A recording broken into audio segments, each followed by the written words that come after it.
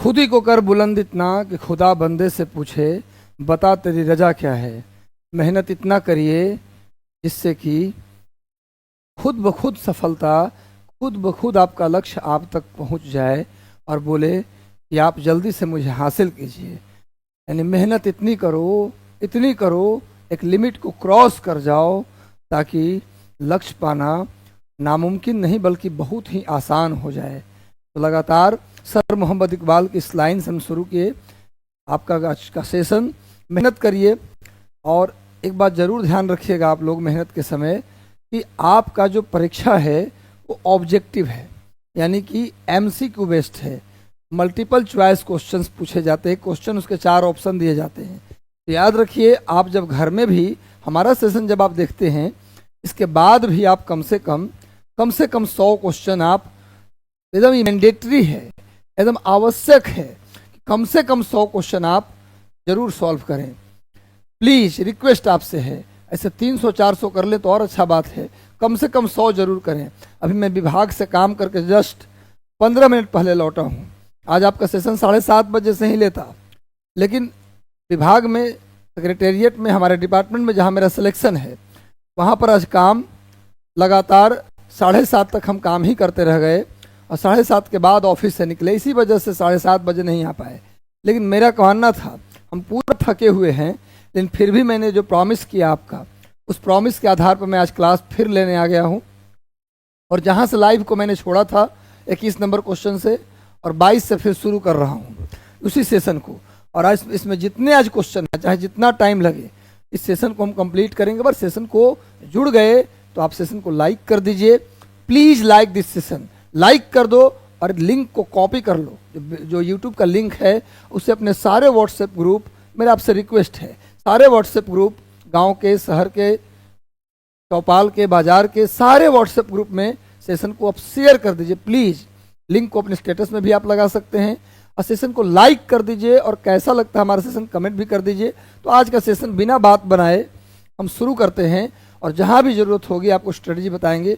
हो सकता है कल सुबह से हम करंट अफेयर की लाइव लें, यानी कल का दिन है मंगलवार और मंगल के दिन मंगल करते हुए सुबह 6 बजे का टाइम रहेगा आप लोगों के लाइव आने का करंट अफेयर का। तो कल से सुबह 6 बजे आज रात में हम लोग करंट अफेयर का पूरा क्वेश्चन प्रिपेयर हो जाएगा और सुबह 6 बजे से हम कोशिश करेंगे कि आप लोगों के लिए करंट अफेयर का भी एक सेशन लेकर आएँ और धीरे धीरे और सब्जेक्ट भी जो आप लोग का एक डिमांड है कि टॉपिक वाइज सब्जेक्ट वाइज कराइए वो भी हम कराएंगे। बिल्कुल होगा, सब कुछ होगा। एक बार आशुतोष जी हैं आपके मेरे चैनल पर, वो भी आपकी क्लास को लेंगे। एक बार आशुतोष जी प्रेजेंट हो जाइए चैनल पे, आपका मैं परिचय करा देता हूँ। आप आ जाइए, मैं परिचय दे देता हूँ आपका।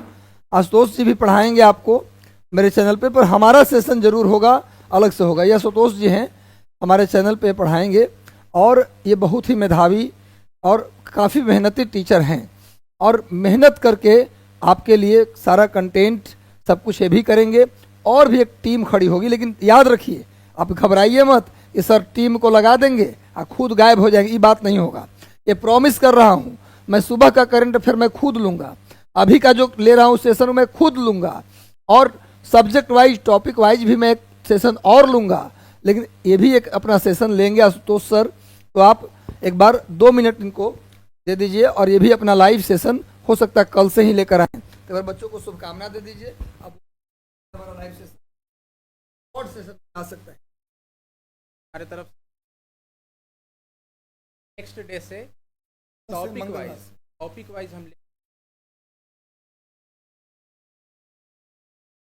मतलब छोटा सेशन कुछ 12 से किताब पलटने तो पूछा गया है, सारा क्वेश्चन लास्ट में करवा देंगे ताकि उस याद रह गया और जो पूछा गया वो भी कवर पूछा गया वो भी कवर। और हम लोग टीआरई 1 to 3 का जो पेपर हुआ है प्राइमरी, मिडिल स्कूल, 9, 10, 11, 12 सब का हम पेपर एक बार डिस्कस कर लेंगे। आपका डिमांड आ रहा था सर पुराना पेपर भी एक बार डिस्कस कर लीजिए, तो भी हम लोग डिस्कस करेंगे। बस सेशन से जुड़ जाइए, सब कुछ करने वाले हैं, पिटारा खुलेगा। अभी तो आप सपोर्ट करना शुरू किए हैं, आप जितना सपोर्ट देंगे उससे चौगुनी मेहनत करके आपको हम पढ़ाएंगे, ये मैं प्रॉमिस करता हूँ आपको। चलिए अगले सेशन में आइएगा सर, मिलते हैं अगले सेशन में इनके साथ। चलिए हम लोग आते हैं आज के सेशन में।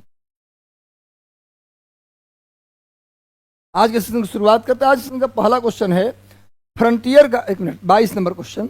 अमर राष्ट्रीय गीत वंदे मातरम के रचयिता कौन है?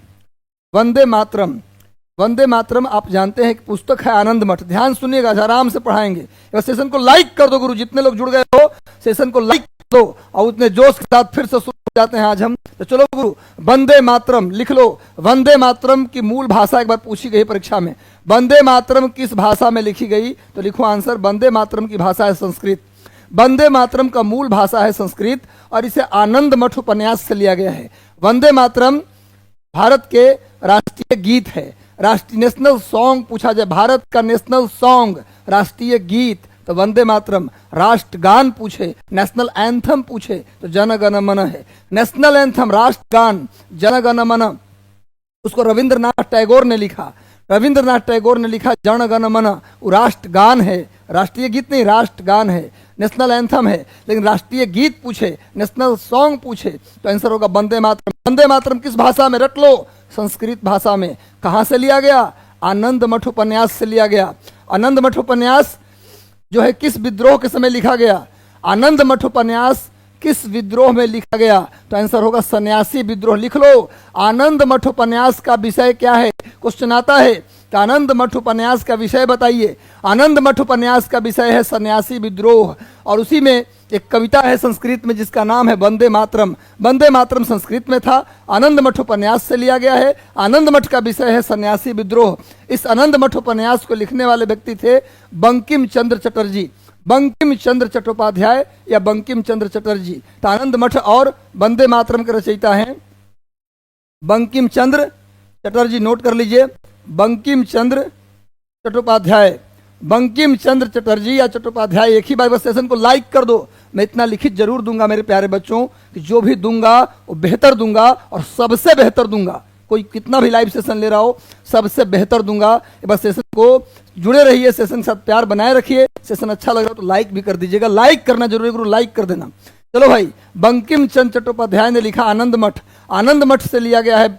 वंदे मातरम किससे लिया गया है गुरु? तो आनंद मठ से लिया गया है। आनंद मठ नामक उपन्यास से लिया गया है। और वंदे मातरम की जो भाषा है, मूल भाषा, वो है संस्कृत। संस्कृत। और लिख लो, आनंद मठ का विषय क्या है?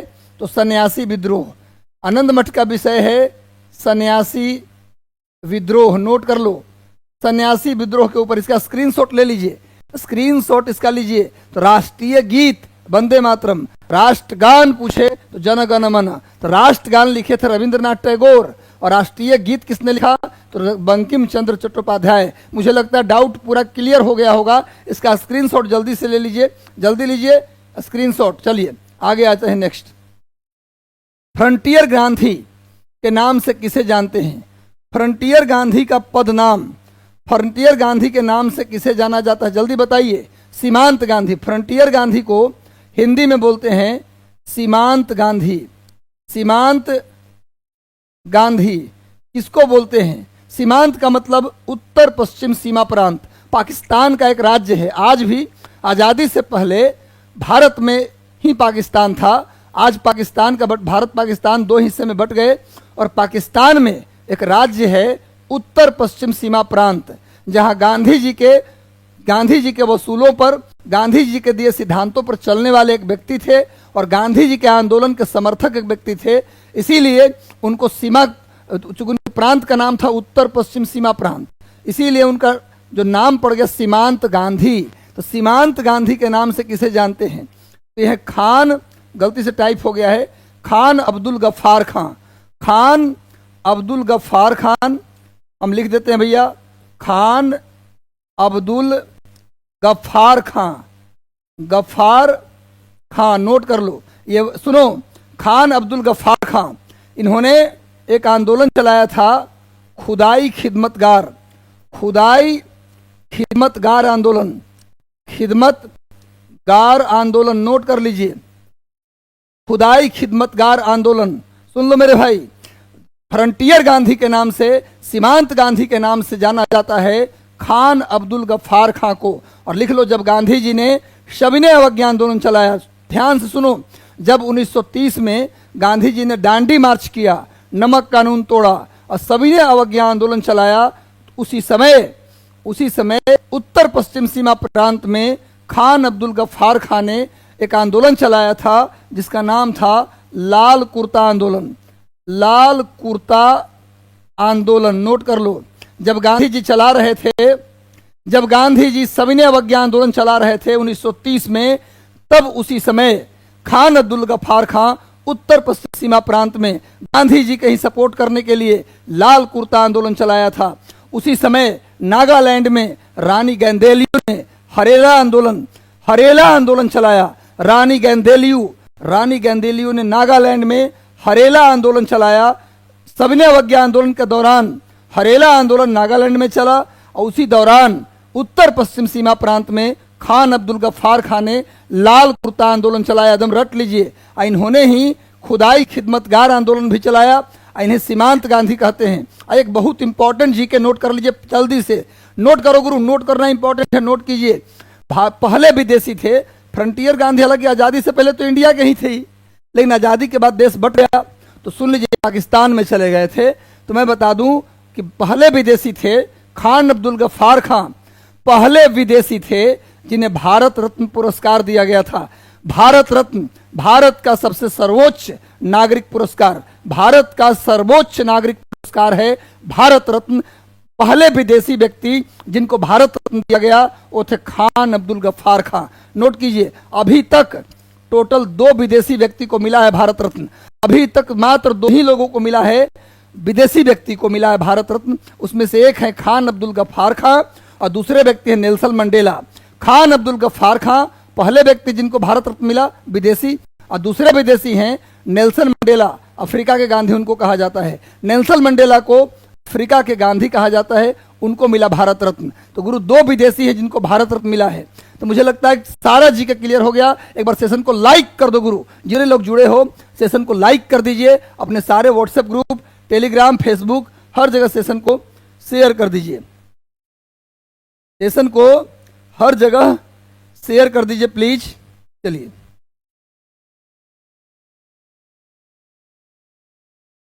तो नेक्स्ट आ जाइए, आगे आते हैं नेक्स्ट क्वेश्चन पे। इसका स्क्रीनशॉट ले लीजिए, इसका स्क्रीनशॉट लीजिए।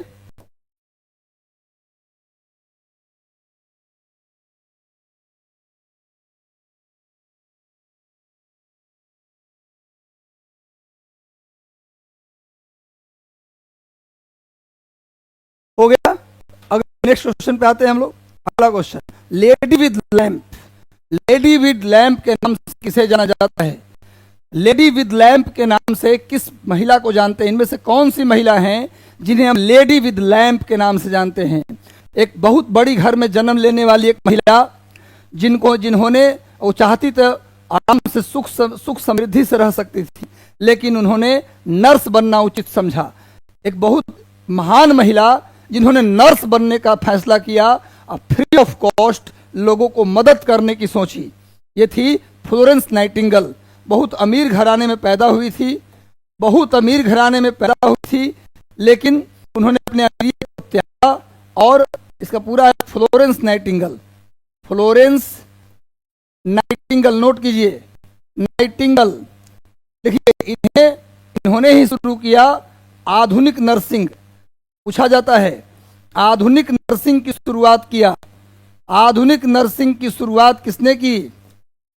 आधुनिक नर्सिंग की शुरुआत किसने की? Florence Nightingale. इसलिए लिख लो भाई, इनके जन्मदिन है 12 मई। फ्लोरेंस नाइटिंगेल का जन्मदिन है 12 मई को हम बनाते हैं अंतर्राष्ट्रीय विश्व नर्सिंग दिवस। विश्व नर्सिंग दिवस लिखो, विश्व नर्सिंग दिवस मनाते हैं। फ्लोरेंस नाइटिंगेल ने आधुनिक नर्सिंग की शुरुआत की। बड़े घर में पैदा हुई, लेकिन इन्होंने नर्सिंग को चुना और लोगों की सेवा की, बीमार लोगों की सेवा की फ्री ऑफ कॉस्ट। इसीलिए इनकी महानता को देखते हुए इन्हें लेडी विद लैंप की संज्ञा दिया गया। और आधुनिक नर्सिंग का जनक इनको कहा जाता है। इन्होंने आधुनिक नर्सिंग की शुरुआत की, मॉडर्न नर्सिंग की शुरुआत की। इसीलिए फ्लोरेंस नाइटिंगेल के जन्म दिवस 12 मई को हम लोग मनाते हैं, विश्व नर्सिंग, वर्ल्ड नर्सिंग डे के रूप में मनाते हैं। इसको भी आप स्क्रीनशॉट ले लीजिएगा। इंदिरा गांधी को बोलते iron lady of India, Bharat की लौह महिला, iron lady of India. Bharat की पहली महिला प्रधानमंत्री कौन थी? श्रीमती इंदिरा गांधी।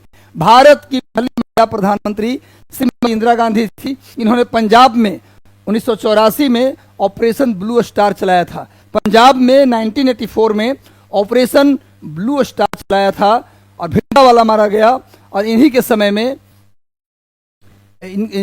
समय में पहली बार देश में आंतरिक कारणों से इमरजेंसी भी लगा। 1975 में जून 1975 में देश में आपातकाल लागू हुआ। इसके वजह से इनको चुनाव भी हारना पड़ा। बाकी जानते हैं सरोजिनी नायडू किसी भी राज्य की राज्यपाल बनने वाली पहली महिला थी। चलिए नेक्स्ट पेज पे हम लोग आते हैं, आगे आ जाओ। नेक्स्ट, सारे जहां से अच्छा हिंदोस्तां हमारा। हजारों साल नरगिस अपने बिनुरी पर रोती रही, तब चमन में दीदार पैदा होता है। खुद ही को कर बुलंद इतना कि खुदा बंदे से पूछे बता तेरी रजा क्या है। वह शख्स जिसने इन लाइनों को लिखा उनका नाम है सर मोहम्मद इकबाल। इनका जन्म पाकिस्तान में, चला गया सियालकोट पाकिस्तान में है, पंजाब में। पाकिस्तान के पंजाब प्रांत के सियालकोट में इनका जन्म हुआ। और मैं बता दूं कि इनके पिताजी एक कश्मीरी ब्राह्मण थे। सर मोहम्मद इकबाल के फादर एक कश्मीरी ब्राह्मण थे, उनके पुत्र थे ये। इन्होंने कई महान लाइनें लिखी। सारे जहां से अच्छा हिंदुस्तां हमारा, कुछ बात तो है कि हस्ती मिटती नहीं हमारी। और इन्होंने ही लिखा, खुद ही को कर बुलंद इतना, खुदा बंदे से पूछे बता तेरी रजा क्या है। यह हजारों साल नरगिस अपने बिनुरी पर रोती रही, तब चमन में दीदार पैदा होता है। इन सब कीमती लाइनों को लिखने वाले व्यक्ति सर मोहम्मद इकबाल। लेकिन याद रहे, पाकिस्तान यानी मुसलमानों के लिए अलग धरती की मांग करने वाला पहला शख्स कौन था? वो सर मोहम्मद इकबाल ही थे। मुसलमानों के लिए देखो, 2 राष्ट्र का सिद्धांत तो जिन्ना थे, लेकिन मुसलमानों के लिए अलग जमीन हो, इसकी बात करने वाला पहला व्यक्ति, लिख लो, इंपॉर्टेंट है। मुसलमानों के लिए अलग जमीन की मांग करने वाला पहला व्यक्ति सर मोहम्मद इकबाल थे। महान लाइन लिखा पर कुछ गलतियां भी की। तो गुरु सर मोहम्मद इकबाल, इसका आंसर होगा मोहम्मद इकबाल। इसका आंसर होगा मोहम्मद इकबाल। इनका जन्म पाकिस्तान के पंजाब के सियालकोट में हुआ था। पाकिस्तान के पंजाब प्रांत के सियालकोट में इनका जन्म हुआ था। इन्होंने इन सारी लाइनों को लिखा। और लेकिन लिख लो, पाकिस्तान नहीं लिखो, बल्कि मुसलमानों के लिए अलग जमीन की मांग करने वाले पहले व्यक्ति थे सर मोहम्मद इकबाल। इसको जरूर नोट कर लीजिए आप लोग। चलिए इसका स्क्रीनशॉट लीजिए, बाकी जान जाइए। बाकी बहादुर शाह जफर लिखो, ये अंतिम मुगल बादशाह थे। बहादुर शाह जफर ये अंतिम मुगल बादशाह थे। अंतिम मुगल बादशाह। एक बार सेशन को शेयर कर दीजिए, जितने भी आपके व्हाट्सएप ग्रुप है, टेलीग्राम है, फेसबुक है, हर जगह सेशन को प्लीज शेयर कर दीजिए। जुड़ गए तो प्लीज सेशन को लाइक कर दो गुरु। जितने लोग लाइक नहीं किए हो, please like this session, like कर दो गुरु। बहादुर शाह जफर अंतिम मुगल बादशाह। जब बोला अंग्रेजों ने दम दमे में दम नहीं है, खैर मांगो जान की, तो इन्होंने कहा कि क्या बोला भाई, गाजियों में बू रहेगी जब तलक ईमान की। जफर ने कहा अंग्रेजों को, गाजियों में बू रहेगी जब तलक ईमान की, तख्त लंदन तक चलेगी तेग हिंदुस्तान की। गुरु बहादुर शाह जफर वो मुगल बादशाह है जिसके पास हस्ती नहीं थी, फिर भी वो भारतीयों का साथ देना सोचा। भाई ये वो मुगल बादशाह जिसने भारत की मिट्टी का कर्ज चुकाते हुए, कोई औकात नहीं थी, फिर भी ये 200 सैनिकों के साथ होकर लड़ाई करना अंग्रेजों से मुनाफी समझा, न कि अंग्रेजों की गुलामी करना पसंद किया। हाँ, इसका खामियाजा इनको भुगतना पड़ा। इनको पत्नी के साथ बर्मा निर्वासित कर दिया गया। और याद रहे, बहादुर शाह जफर की मृत्यु भी कहाँ हो गया? बर्मा में, जो कि आजकल म्यांमार है। बर्मा में यही, वहीं पर इनका कब्र भी है।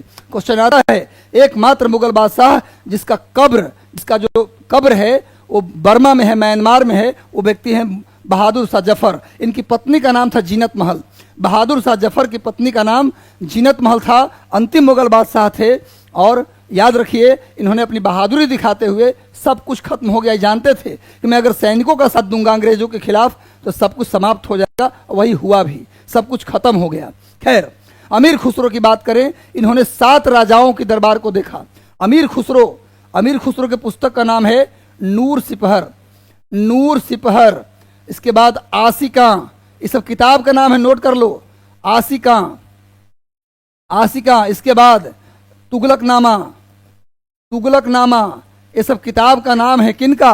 अमीर खुसरो के पुस्तक का नाम। अमीर खुसरो को शेरो शायरी का जनक भी कहा जाता है। अमीर खुसरो को शेरो शायरी का जनक, पहेली जो ना कहते बुझौनिया बुझाते हैं, एक थाल मोती से भरा, सबके सिर पर औंधा धरा, चारों ओर थाली फिरे मोती उससे एक न गिरे। ये सब जो कहावत बुझौनिया होता है, उसकी शुरुआत भी किसने किया?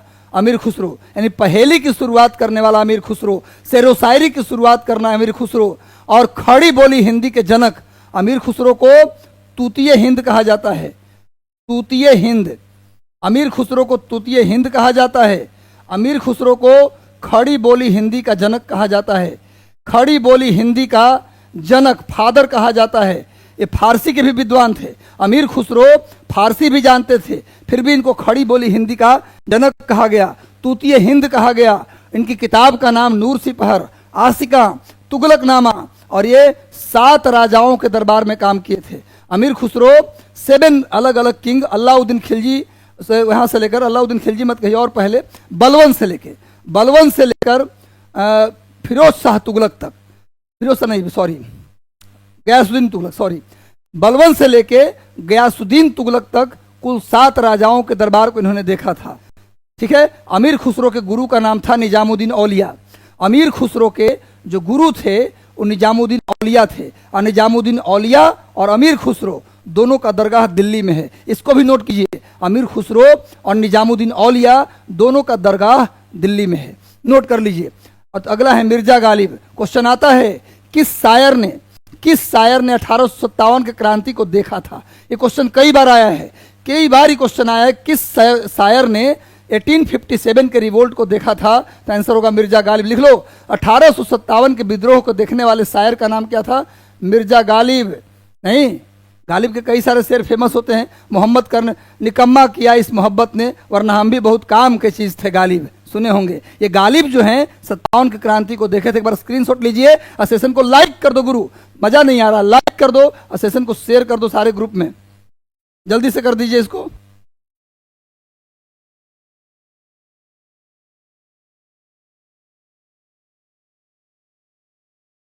चलिए नेक्स्ट आ जाए हैं,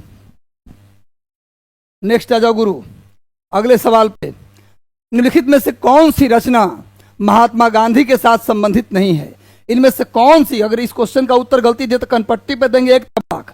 भाई जल्दी बताओ, इनमें से कौन सी पुस्तक या रचना गांधी जी की नहीं है? गांधी जी की नहीं है, जल्दी बताओ। इनमें से कौन सी रचना? बताए थे कल, गांधी जी की आत्मकथा है my experiment with truth. Gandhi ji की 2 पुस्तक, गांधी जी की 2 किताब कल ही बताए थे। पहली किताब माई एक्सपेरिमेंट विद ट्रूथ, ये गांधी जी की आत्मकथा है, बायोग्राफी है, खुद से लिखा था। और गांधी जी की दूसरी किताब है हिंद स्वराज। हिंद स्वराज गांधी जी लिखे थे कहां से कहां जाने में? जल्दी बताओ, कल बताया था। हिंद स्वराज गांधी जी लिखे थे, इंग्लैंड से अफ्रीका आ रहे थे जहाज में बैठ के, तो जहाजे में वो किताब लिख दिए, उसी का नाम है हिंद स्वराज। और गांधी जी ने अपनी पुस्तक हिंद स्वराज में ही अंग्रेजी सरकार को, ब्रिटेन की सरकार को बांझ और बेस्या कहा था। पूछा है गांधी जी ने अपनी किस पुस्तक में ब्रिटिश सरकार को बांझ और बेस्या कहा? हिंद स्वराज। हिंद स्वराज कहाँ लिखी गई? तो इंग्लैंड से अफ्रीका यात्रा के दौरान जहाज में लिखी गई, और उनकी अपनी आत्मकथा है my experiment with truth. Gandhi ji की 4 मैगजीन, गांधी जी की 4 पत्रिका मैंने कल बताया था, हरिजन, नवजीवन, हरिजन, नवजीवन, इंडियन ओपिनियन और हरिजन, नवजीवन, इंडियन ओपिनियन और Young India. Young India, Indian Opinion, Harijan, Navjivan, Gandhi ji की 4 पत्रिका है। पूरे इनमें से कौन गांधी जी की नहीं है? भाई अभी बताया, ये तो है ही, हिंद स्वराज है ही, हरिजन है ही, नवजीवन है ही, यंग इंडिया है ही, तो कौन नहीं है भैया? तो द हॉली फैमिली। ये किसका है? जेम्स रिचर्डसन की पुस्तक है। इस पुस्तक किसकी पुस्तक है? James Richardson. जेम्स रिचर्डसन की पुस्तक है Holy Family. The Holy Family James Richardson की पुस्तक है, नोट कर लीजिए, इसका भी स्क्रीनशॉट ले लो। चलिए, गांधी जी की बात मैं कल भी किया था, कहोगे तो आज भी कर लेता हूं। गांधी जी का जन्म 2 अक्टूबर 1869 को गुजरात के काठियावाड़ के पोरबंदर में हुआ था। गांधी जी का जन्म 2 अक्टूबर 1869 को। आज 2 अक्टूबर को हम क्या मनाते हैं? लिख लो, विश्व अहिंसा दिवस, विश्व अहिंसा इंटरनेशनल या वर्ल्ड नॉन वायलेंस डे, विश्व अहिंसा, गांधी जी का जन्म दिवस को 2 अक्टूबर को यूनाइटेड नेशन ने क्या घोषित किया है, विश्व अहिंसा दिवस मनाने का निर्णय लिया। तो लिख लो, गांधी जी का जन्मदिन 2 अक्टूबर को हम मनाते हैं विश्व अहिंसा दिवस। 2 अक्टूबर गांधी जयंती भी हम मनाते हैं भारत में। खैर, गांधी जी के माता का नाम पुतली बाई, पिता का नाम करमचंद गांधी। 1881 में 12 साल की उम्र में विवाह हुआ। पत्नी का नाम कस्तूरबा गांधी, पत्नी का नाम कस्तूरबा गांधी। गांधी जी के 4 पुत्र ने जन्म लिया, मणिलाल, हरिलाल, रामदास, देवदास। गांधी जी के 4 पुत्र थे, मणिलाल, हरिलाल, रामदास, देवदास। और गांधी जी के 4 ही बेटा थे, लेकिन एक बेटा तो नहीं थे, पर गांधी जी के नजदीकी थे, गांधी जी के सिद्धांतों को मानते थे अच्छे से, इसलिए यमुनालाल बजाज को मानते हैं क्या, गांधी जी का पंचम पुत्र। क्वेश्चन आता है, गांधी जी का पंचम पुत्र किसको मानते हैं, गांधी जी का 5वां पुत्र किसको मानते हैं, तो यमुनालाल बजाज को। 1888 में गांधी जी इंग्लैंड यानी बिलायत, उस समय इंग्लैंड को बिलायत कहते थे, 1888 में गांधी जी इंग्लैंड पढ़ने गए। 1892 में वकालत की पढ़ाई करके वापस लौटे, माँ के निधन हो गया, पुतली बाई मर गई, तो 1892 में भारत लौटे। बाद में अपने पिता के मित्र दादा अब्दुल्ला के केस लड़ने के लिए अफ्रीका गए, और अफ्रीका में उन्होंने 1894 में नेटाल इंडिया कांग्रेस बनाया, नेटाल इंडिया कांग्रेस बनाया और भारतीयों की लड़ाई लड़ी। उन्होंने 1903 में एक मैगजीन निकाला जिसका नाम था इंडियन ओपिनियन। अफ्रीका से ही गांधी जी ने 1903 में एक मैगजीन निकाला, इंडियन ओपिनियन। और गांधी जी ने अफ्रीका में ही एक आश्रम बनाया, फिनिक्स आश्रम बना, जिससे गांधी जी का भारत में 2 आश्रम था, साबरमती आश्रम, वर्धा आश्रम। वैसे ही गांधी जी का अफ्रीका में एक आश्रम बना 1904 में, फिनिक्स आश्रम। उसी तरह गांधी जी अफ्रीका में ही एक और आश्रम बनाए 1908 में, जिसका नाम था टॉल्स्टॉय आश्रम। उसके बाद गांधी जी भारत लौटे अपने गुरु गोपाल कृष्ण गोखले के कहने पर। गांधी जी अपने राजनीतिक गुरु गोपाल कृष्ण गोखले के कहने पर 9 जनवरी 1915 को भारत लौटे। 9 जनवरी 1915 को गांधी जी भारत लौटे। भारत में सबसे पहली बार बंबई आए। उसके बाद गांधी जी ने पूरे भारत का दौरा किया। गांधी जी के भारत में पहला पब्लिक स्पीच, गांधी जी पहली बार जनसभा को कहां संबोधित किया मैं बताया हूं, 1916 में बनारस हिंदू विश्वविद्यालय BHU का स्थापना हो रहा था। BHU का स्थापना कब हुआ, 1916 में, मदन मोहन मालवीय ने किया। उसी स्थापना में गांधी जी आए हुए थे निमंत्रण में, और वहीं पर पहली बार गांधी जी ने 1916 में बनारस में अपना पहला पब्लिक स्पीच दिए। गांधी जी का पहला सत्याग्रह और पहला सविनय अवज्ञा 1917 में चंपारण में हुआ। गांधी जी का पहला सत्याग्रह पूछे या गांधी जी का पहला सविनय अवज्ञा पूछे, दोनों का आंसर होगा चंपारण सत्याग्रह। उसके बाद 1918 में, फरवरी 1918 में अहमदाबाद मिल मजदूरों की हड़ताल हुआ, उसमें भी गांधी जी गए। मार्च 1918 में खेड़ा सत्याग्रह हुआ, उसमें भी गांधी जी गए। बाद में 1919 में रॉलेट एक्ट के खिलाफ गांधी जी ने रॉलेट सत्याग्रह किया।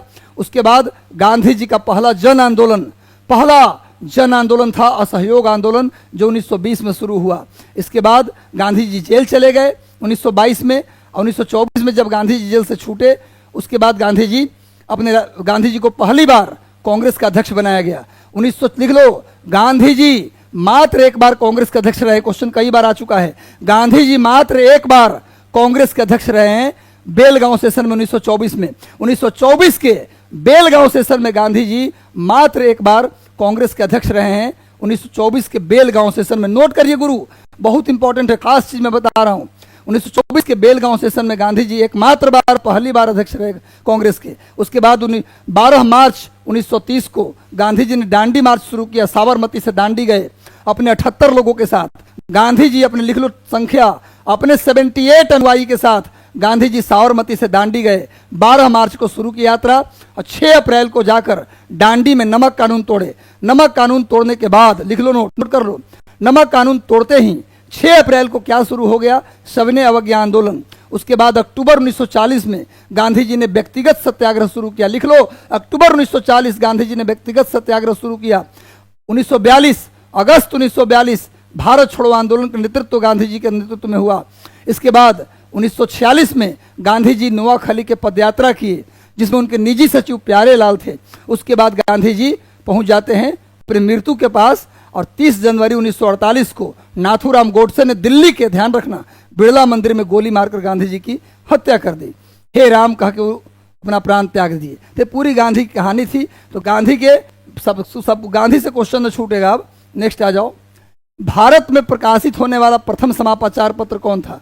भारत में प्रकाशित होने वाला पहला समाचार पत्र जो अंग्रेजी में छपा था, उस समाचार पत्र का नाम क्या था? लिख लो। भारत में छपने वाला पहला हिंदी समाचार पत्र अगर पूछता तो आंसर होता क्या बताइए? तब आंसर होता उदंत मार्तंड। लिख लो। हिंदी समाचार पत्र, भारत में हिंदी में प्रकाशित होने वाली पहली पत्रिका, यानी भारत की पहली हिंदी पत्रिका का नाम था उदंत मार्तंड। भारत की पहली हिंदी पत्रिका का नाम था उदंत मार्तंड। उदंत मार्तंड, नोट कर लो।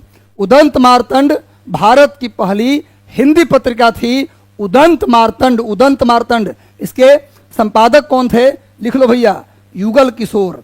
इसके संपादक थे युगल किशोर। पहली हिंदी, भारत की पहली हिंदी पत्रिका, नोट कर लो। लेकिन अगर पूछे भारत का पहला समाचार पत्र तो अंग्रेजी में आया था, जिसका नाम था द बंगाल गजट। यह आया था 1780 में, नोट कर लो। द बंगाल गजट 1780 में। और यह कब आया था? 1826 में। भाई हिंदी की पहली पत्रिका पूछे तो उदंत मार्तंड, संपादक कौन थे? युगल किशोर। और पूछा जाए वैसे टोटली में कि भारत का पहला समाचार पत्र कौन था, तो द बंगाल गजट अंग्रेजी में छपा था। इसके संपादक थे कौन? James Augustus Hickey. James Augustus Hickey, note कर लो। जेम्स ऑगस्टस हिक्की इसके संपादक थे। द बंगाल गजट पहला न्यूज़पेपर था, अंग्रेजी में छपा था। कब छपा? 1780 में। और इसके संपादक थे जेम्स ऑगस्टस हिक्की। और पहला पत्रिका पूछे हिंदी वाला तो उदंत मार्तंड होगा। संपादन कब हुआ? 1826 में। संपादक कौन थे भैया? तो युगल किशोर। स्क्रीनशॉट लीजिए, इससे बेहतर जीके नहीं मिलेगा। एक बार सेशन को गुरु जुड़ गए नया नया तो सेशन को लाइक कर दो। और लिंक कॉपी, तुमसे शिकायत है, लिंक को शेयर नहीं करते आप लोग, शेयर भी कर दीजिए। जितना समर्थन देंगे हम पसीना बहाएंगे। आपको नहीं पता, हम पूरे 9 बजे अपने जॉब के लिए निकले थे और 7:30 बजे लौटा हूँ। अपने पूरे जॉब को 7:30 नहीं लौटा हूँ, 8 लौटा हूँ। इसीलिए 8:30 आपका सेशन करना पड़ा। मैं प्रण लिया हूँ कि आपका सेशन में कितना भी थका रहूँ, बीमार रहूँ, हम आपको छोड़ेंगे नहीं। गुरु लगातार लगे रहिए, अपना समर्थन बनाए रखिए और पढ़ते रहिए। इसका स्क्रीनशॉट ले लो। नेक्स्ट आ जाते हैं। नेक्स्ट आओ। किसने कहा था कि तुम मुझे, ऐसे आप लिखा है पर यहां पर होगा तुम मुझे खून दो मैं तुम्हें आज़ादी दूंगा। किसने कहा था तुम मुझे खून दो मैं तुम्हें आज़ादी दूंगा? इसके साथ साथ उन्होंने कहा जय हिंद। जय हिंद का नारा किसने दिया? ये भी क्वेश्चन आता है। दिल्ली चलो का नारा किसने दिया? जय हिंद दिल्ली चलो, इसका नारा किसने दिया? क्वेश्चन आता है। तो जय हिंद, दिल्ली चलो और तुम मुझे खून दो मैं तुम्हें आज़ादी दूंगा, ये सब देने वाले व्यक्ति थे सुभाष चंद्र बोस। सुभाष चंद्र बोस ने, लिख लो डेट, सुभाष चंद्र बोस ने 1942 में कहा जय हिंद। कहां से कहा? सिंगापुर से। सिंगापुर से उन्होंने कहा जय हिंद। लिखो जय हिंद। जय हिंद का नारा किसने दिया? नहीं सॉरी, गलत बोल दिया मैं। द्वितीय विश्व युद्ध के दौरान उन्होंने कहा था 1942 में ही कहा था जय हिंद। 1943 में सिंगापुर से कहा दिल्ली चलो। दिल्ली चलो का नारा कब दिया गया? 1943 में। और 1944 में दिया गया तुम मुझे खून दो मैं तुम्हें आज़ादी दूंगा। यानी तीनों नारा क्रम से दिया गया। सुभाष चंद्र बोस ने 1942 में सेकेंड वर्ल्ड वॉर में कहा जय हिंद। 1943 अगले ही साल 42 के बाद 43 में कहा दिल्ली चलो सिंगापुर से। और बर्मा जाकर कहा, बर्मा यानी म्यांमार जाकर बोले तुम मुझे खून दो मैं तुम्हें आज़ादी दूंगा 1944 में। तो 1942 में जय हिंद का नारा दिया सुभाष चंद्र बोस ने। 1943 में दिल्ली चलो का नारा दिया सुभाष चंद्र बोस ने। आज तुम मुझे खून दो मैं तुम्हें आज़ादी दूंगा, इसको भी सुभाष चंद्र बोस ने 1944 में दिया। डेट याद कर लो, कभी भी पूछता है। ये वही सुभाष चंद्र बोस है जिनके राजनीतिक गुरु चित्तरंजन दास थे। कल बताया था मैंने, देश बंधु चित्तरंजन दास सुभाष चंद्र बोस के राजनीतिक गुरु थे। जैसे महात्मा गांधी के राजनीतिक गुरु कौन है? गोपाल कृष्ण गोखले। उसी प्रकार सुभाष चंद्र बोस के राजनीतिक गुरु हैं देश बंधु चित्तरंजन दास, इनके गुरु थे। सुभाष चंद्र बोस 2 बार कांग्रेस के अध्यक्ष रहे। ये 2 बार सुभाष चंद्र बोस कांग्रेस के अध्यक्ष कितनी बार रहे? 2 बार रहे। पहली बार 1938 में, 1938 में सुभाष चंद्र बोस 1938, 1939, 38 में त्रिपुरी में सुभाष चंद्र बोस त्रिपुरी पड़ता है मध्य प्रदेश, त्रिपुरा मत बोलिएगा, त्रिपुरी है ये। 1939 में हरिपुरा में। बिना मरे स्वर्ग नहीं मिलता, हरिपुरा गुजरात में है। हरिपुरा कहाँ है गुरु? गुजरात में। तो हरिपुरा गुजरात में ये 2 बार कांग्रेस के अध्यक्ष, 2 बार कांग्रेस की अध्यक्षता किसने की? सुभाष चंद्र बोस ने की। एक बार 1938 में त्रिपुरी में भी अध्यक्ष बने और 1939 में अगले ही साल हरिपुरा, सॉरी उल्टा हो गया गुरु, उल्टा बोल दिया, उल्टा कर दिया। 38 में हरिपुरा में, 38 में हरिपुरा में, सॉरी उल्टा लिखा गया था, हरिपुरा में, और 39 में त्रिपुरी में। त्रिपुरी में गलती से लिखा गया था। यह है गुजरात में, ठीक है, गुजरात में, और यह है मध्य प्रदेश में। नोट कर लीजिए और सुन लो। सुभाष चंद्र बोस का 1939 में गांधी जी से विवाद हो गया, जिस कारण से कांग्रेस के कार्य समिति ने इनका विरोध कर दिया। सुभाष चंद्र बोस के अध्यक्ष बनने के कारण कांग्रेस कार्य समिति के लोगों ने विरोध किया, अपना इस्तीफा देने लगे वो लोग, और गांधी जी ने के विरोध के कारण इनको रिजाइन करना पड़ा। कांग्रेस से सुभाष चंद्र बोस ने रिजाइन कर दिया। इसी घटना को त्रिपुरी संकट कहते हैं, त्रिपुरी संकट के नाम से जानते हैं। 1939 में गांधी जी ने विरोध कर दिया था सुभाष चंद्र बोस का कि हम तुमको अध्यक्ष के रूप में देखना नहीं चाहते, और गांधी जी ने अपना कैंडिडेट उतार दिया था इनके खिलाफ अध्यक्ष पद के लिए। फिर भी सुभाष चंद्र बोस अध्यक्ष पद का चुनाव जीत गए थे, लेकिन कांग्रेस कार्य समिति को यह अच्छा नहीं लगा और उन लोगों ने रिजाइन देने का फैसला किया। ऐसा विवाद को देखते हुए सुभाष चंद्र बोस ने अपना अध्यक्ष पद से रिजाइन कर दिया था। तो 1939 में त्रिपुरी अध्यक्ष बने तो गांधी जी से विवाद कारण रिजाइन देना पड़ा सुभाष चंद्र बोस को, इसीलिए इसको त्रिपुरी संकट कहते हैं। जब गांधी जी के विवाद के बाद त्रिपुरा में सुभाष चंद्र बोस ने रिजाइन कर दिया, तब उन्होंने 1939 में ही क्या बनाया? फॉरवर्ड ब्लॉक, फॉरवर्ड ब्लॉक बनाया। कांग्रेस से इस्तीफा देकर क्या बनाया? फॉरवर्ड। इतनी बात याद रखिए, सुभाष चंद्र बोस के विषय में इतना बात अगर याद रखेंगे आपका काम हो जाएगा। नेक्स्ट आज सेशन को लाइक। जीवन में हताश कभी नहीं होना, कोई साथ दे या न दे, एक बार अपने आप को कमरे में बंद कीजिए। धड़कन भी तेज होगा, डर भी लगेगा, लेकिन अपने आप को साधिए, टारगेट लीजिए कि आज इतना कंप्लीट करेंगे, वही शाम का खाना खाएंगे। रात का खाना तब होगा जब इतना हम कंप्लीट करेंगे, और नहीं कंप्लीट होगा तो हम खुद को सजा देंगे, लेकिन कंप्लीट करेंगे तभी खाना खाएंगे। इस तरह का आपके अंदर जज्बा आ गया, सिलेक्शन कैसे नहीं होगा। याद रखो, जो पसीना में नहाते हैं वो इतिहास बदलते हैं, और जो पानी से नहाते हैं वो लिबास बदलते हैं। लिबास नहीं बदलना, इतिहास बदलना है गुरु, और आप बदलेंगे इतिहास। चलिए नेक्स्ट आते हैं। हारना मना है, हम तुम्हारे साथ थे, हैं और रहेंगे। चलिए नेक्स्ट आ जाइए, अगले सवाल पे आते हैं। मिलाइए, किसको किस नाम से जानते हैं? ये खान अब्दुल गफ्फार खां हैं, थोड़ा सा इसमें प्रिंट मिस्टेक हो गया है। खान अब्दुल गफ्फार खां, ये हैं खान अब्दुल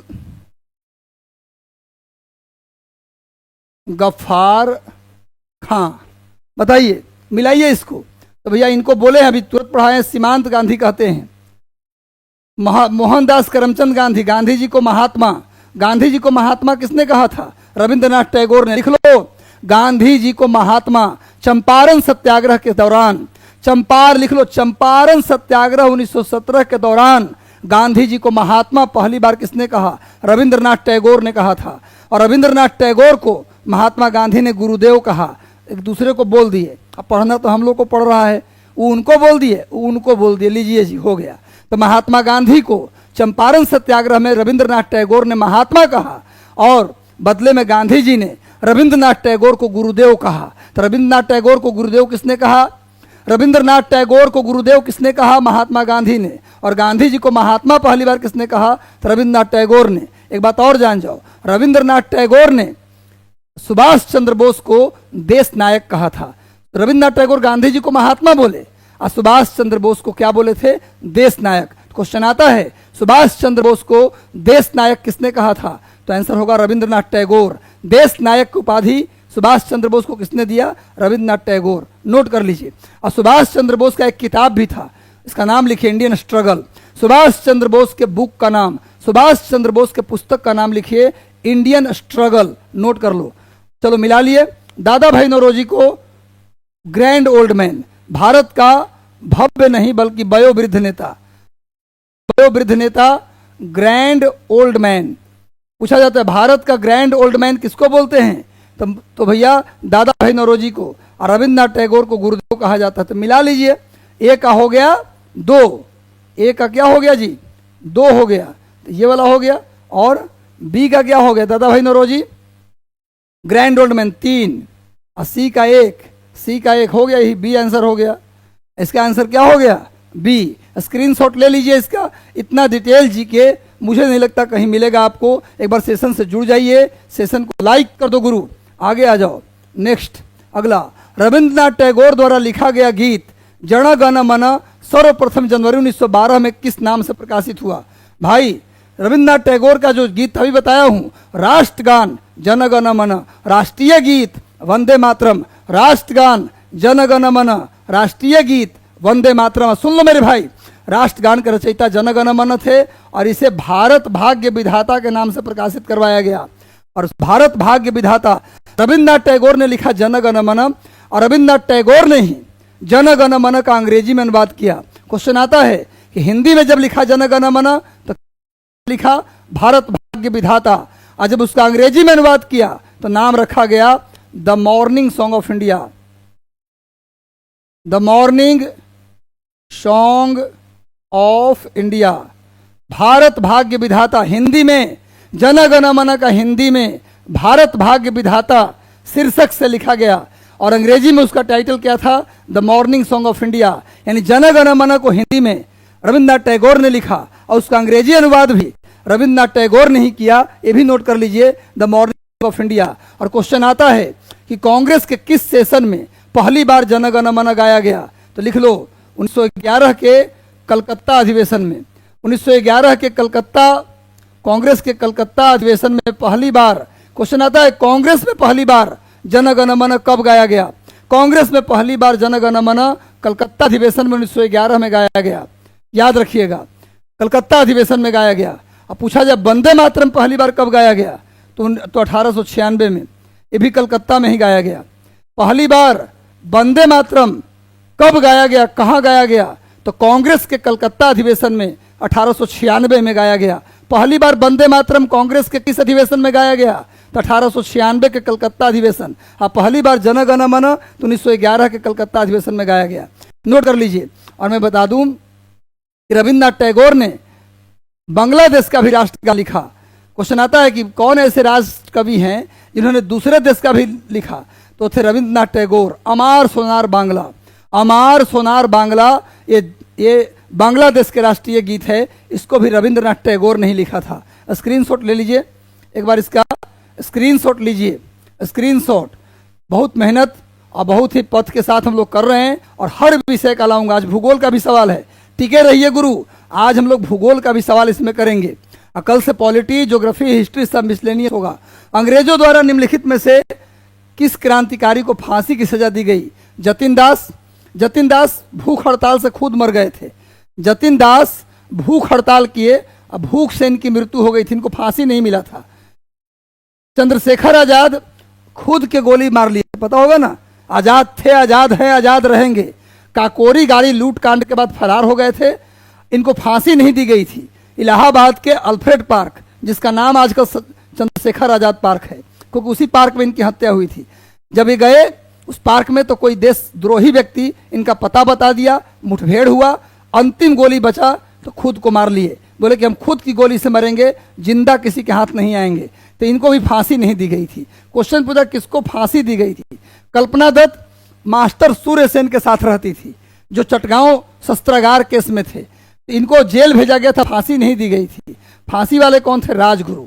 राजगुरु, भगत सिंह और सुखदेव को फांसी दी गई। पूछा जाए किस केस में, तो लिखो लाहौर षड्यंत्र केस।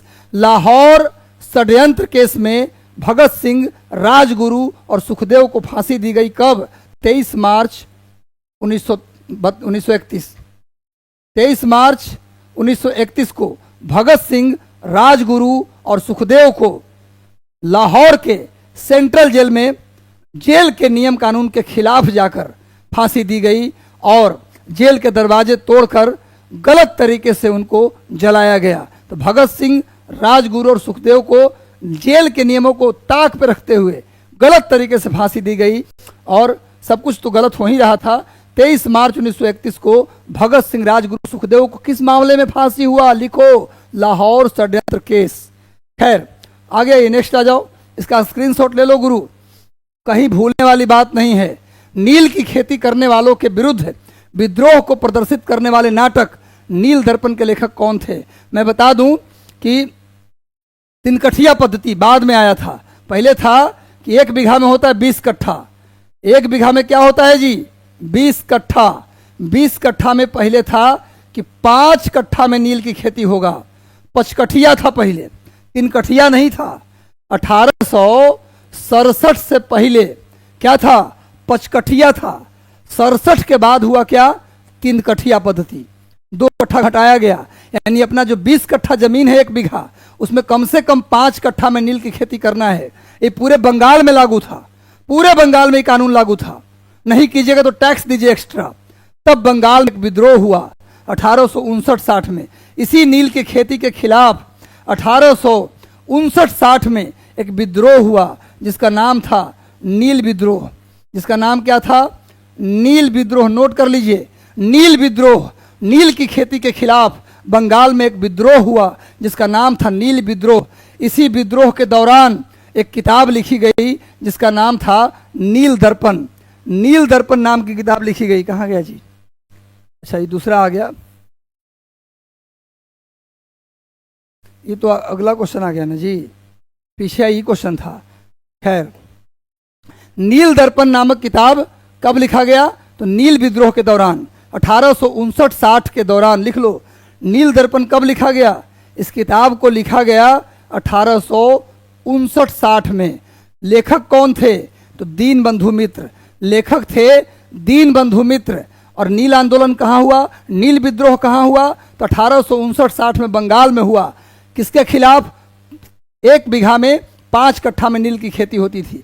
इसी विद्रोह के बाद 5 कट्ठा के बदले घटाकर 3 कट्ठा कर दिया गया, तिनकठिया, जो बाद में चंपारण सत्याग्रह के बाद खत्म हुआ था। खैर, तो लिख लो, नील दर्पण कब लिखा गया? तो नील विद्रोह के समय लिखा गया। सॉरी, नील विद्रोह के समय लिखा गया। नील विद्रोह के समय लिखा गया। कौन लेखक थे? दीनबंधु मित्र। नोट कीजिए, अब समझ गए। नील दर्पण किताब 1859-60 में लिखा गया। उस समय कौन सा विद्रोह हुआ? नील विद्रोह 1859-60 में। कहाँ हुआ? बंगाल में। और नील दर्पण के लेखक कौन थे? तो दीनबंधु मित्र थे। आगे आइए, निम्न में से कौन सा उपन्यास भारत के स्वतंत्रता सेनानियों के लिए प्रेरणा का स्रोत था? भारत के स्वतंत्रता सेनानी को किस उपन्यास से प्रेरणा मिला? मैं बताया था कि बंकिम चंद्र चटर्जी ने बंगला भाषा में एक उपन्यास लिखा, आनंद मठ। सन्यासी विद्रोह पर था वो। सन्यासी विद्रोह पर आधारित एक उपन्यास लिखा गया जिसका नाम था आनंद मठ। आनंद मठ का विषय पूछा जाए क्या था? तो सन्यासी विद्रोह। आनंद मठ किस भाषा में? तो बंगला भाषा में। वंदे मातरम किससे लिया गया? तो आनंद मठ से ही लिया गया। नोट कर लीजिए, लेखक कौन थे? बंकिम चंद्र चट्टोपाध्याय। तो भैया, आनंद मठ उपन्यास था, वो भारतीय स्वतंत्रता आंदोलन में जो सेनानी थे उनको प्रेरणा देता था। तो आनंद मठ उपन्यास सन्यासी विद्रोह पर लिखा गया, बंगला भाषा में लिखा गया। किसने लिखा? बंकिम चंद्र चट्टोपाध्याय। चलिए नेक्स्ट आइए, वीडियो को स्पीड बढ़ा के बार बार सुनिएगा, बहुत फायदा होने वाला है। 1930 में चटगांव सरकारी शस्त्रागार को किसने लूटा? 18 अप्रैल 1930 को, 18 अप्रैल 1930, नोट कर लीजिए, 18 अप्रैल 1930 को लूट लिया गया चटगांव। आज बांग्लादेश में है। चटगांव नाम का जगह आज बांग्लादेश में है। चटगांव शस्त्रागार को लूटा गया। चटगांव शस्त्रागार को अप्रैल 1930 में लूट लिया गया। पूरे जितना बंदूक था, असला था, सब लूटपाट के ले गए। और लूट में शामिल मेन नेता कौन थे? तो master Surya Sen. Master Surya Sen, note कर लीजिए। इस घटना को लेकर मास्टर सूर्य सेन को 12 जनवरी 1934 को फांसी दे दी गई। मास्टर सूर्य सेन को चटगांव शस्त्रागार लूट में क्या किया गया? फांसी की सजा दी गई। 12 जनवरी 1934 को मास्टर सूर्य सेन को फांसी दी गई और 18 अप्रैल 1930 को इन्होंने चटगांव शस्त्रागार को लूटा था। नोट कर लीजिए। चलिए स्क्रीनशॉट ले लीजिए, स्क्रीनशॉट ले लो। और कब? अच्छा, 12 जनवरी को हम मनाते हैं नेशनल यूथ डे। 12 जनवरी को स्वामी विवेकानंद का जन्मदिन भी है। इस दिन हम लोग मनाते हैं राष्ट्रीय युवा दिवस। इसी 12 जनवरी 1934 को, ऐसे याद रहेगा आप लोगों को, मास्टर सूर्य सेन को फांसी दी गई थी। आगे आइए, निम्न ब्रिटिश व्यक्तियों में से किसने स्वीकार किया, ब्रिटेन का वह कौन सा व्यक्ति था जिसने स्वीकार किया कि 1857 का क्रांति एक राष्ट्रीय विद्रोह था। 1857 के क्रांति को राष्ट्रीय विद्रोह किस ब्रिटिश लेखक ने स्वीकार किया? वो व्यक्ति ब्रिटेन के 2 बार प्रधानमंत्री, हिंट दे रहा हूं, ब्रिटेन का 2 बार प्रधानमंत्री भी रहा है, बेंजामिन डिज़रेली। पूरा नाम था बेंजामिन डिज़रेली। बेंजामिन डिज़रेली जो ब्रिटेन का 2 बार प्रधानमंत्री भी रहा, इसी ने भारत के 57 के क्रांति को क्या कहा? राष्ट्रीय विद्रोह। क्वेश्चन आता है 1857 के रिवोल्ट को नेशनल जो है रिवोल्ट की संज्ञा किसने दी, राष्ट्रीय विद्रोह का संज्ञा किसने दिया? तो बेंजामिन डिज़रेली, जो ब्रिटेन के 2 बार प्रधानमंत्री भी रहे हैं। ब्रिटेन के, लिख लो इनके बारे में, 2 बार प्रधानमंत्री रहे। इन्होंने ही 57 के क्रांति को क्या कहा? क्या कहा? राष्ट्रीय विद्रोह। वैसे 57 की क्रांति कब शुरू हुआ था? नोट कर लो, 10 मई 1857 को शुरू हुआ था। 10 मई 1857 को संडे का दिन था। उस दिन नोट कर लीजिए, कहां से शुरू हुआ? तो मेरठ से शुरू हुआ। क्वेश्चन आता है कि 57 का विद्रोह की शुरुआत कहां से हुई थी? तो मेरठ से हुई थी। किस दिन हुआ? संडे के दिन हुआ। कब हुआ? 10 मई 1857 को। 57 के विद्रोह के प्रचार के लिए, प्रचार प्रसार के लिए क्या बांटा गया? ये भी क्वेश्चन आता है। रोटी और कमल का फूल, रोटी और कमल का फूल बांटा गया, रोटी और कमल का फूल बांटा गया। नोट कर लो, 1857 के विद्रोह के प्रचार प्रसार के लिए रोटी और कमल के फूल बांटे गए। विद्रोह कब शुरू हुआ? 10 मई 1857 को, रविवार के दिन। विद्रोह कहां से शुरू हुआ? मेरठ से शुरू हुआ। नोट कर लो, बिहार में आरा से, जगदीशपुर से बाबू कुंवर सिंह ने 57 के विद्रोह का नेतृत्व किया। बिहार में जगदीशपुर, आरा से 57 के क्रांति का नेतृत्व बाबू कुंवर सिंह ने किया था। अब कुंवर सिंह की जयंती भी आने वाला है, पता है ना आपको? छुट्टी भी है 23 तारीख को, उन्हीं के जयंती के अवसर पर 23 को छुट्टी है, 23 अप्रैल को छुट्टी है पूरे बिहार सरकार में। तो गुरु बाबू कुंवर सिंह जगदीशपुर से 57 क्रांति के नेता थे। पटना से पीर अली थे। देख लो, 57 क्रांति का नेता पटना से पीर अली, पटना से पीर अली। गया से करीम अली। गया से कौन थे? तो करीम अली, लिखिए। और इलाहाबाद से लियाकत अली। इलाहाबाद से कौन थे नेता? ये भी लिखते जाइए, इलाहाबाद डैश दे के लियाकत अली, लंबा चौड़ा मत लिखिए, लियाकत अली। लखनऊ से बेगम हजरत महल, लखनऊ से बेगम हजरत महल। बरेली से खान बहादुर खान, बरेली से लिखो खान बहादुर खान। झुमका कहाँ गिरा? बरेली में गिरा। झुमका गिरा रहे बरेली के बाजार में, झुमका कहाँ पहनते हैं? कान में। तो कान बहादुर खान, तो खान बहादुर खान याद करने का तरीका बता रहा हूं। बरेली से खान बहादुर खान। झांसी से रानी लक्ष्मीबाई, झांसी से रानी लक्ष्मीबाई। ग्वालियर से तात्या टोपे नेतृत्व किए, ग्वालियर से तात्या टोपे। और कानपुर से नाना साहब, कानपुर से नाना साहब। दिल्ली से बहादुर शाह जफर और बख्त खां, बहादुर शाह जफर और बख्त खां दिल्ली से। नोट कर लिए, इतनी बात मिनिमम नोट कीजिए। संबलपुर से सुरेंद्र साई ने 57 के विद्रोह का नेतृत्व उड़ीसा के संबलपुर से कौन किए? सुरेंद्र साई। चलिए, इतना बात याद रखिए, बहुत है। और डिज़रेली ने इस विद्रोह को क्या कहा? राष्ट्रीय विद्रोह कहा। वही डिज़रेली जो ब्रिटेन के 2 बार प्रधानमंत्री रहा है। अब प्रचार प्रसार के लिए क्या बांटा गया? रोटी कमल के फूल। कहां से शुरू हुआ विद्रोह? मेरठ से। कब शुरू हुआ? 10 मई को। बस इतना बात याद रखिए, हो जाएगा। आगे आइए, नेक्स्ट। एक सवाल नहीं छूटेगा गुरु।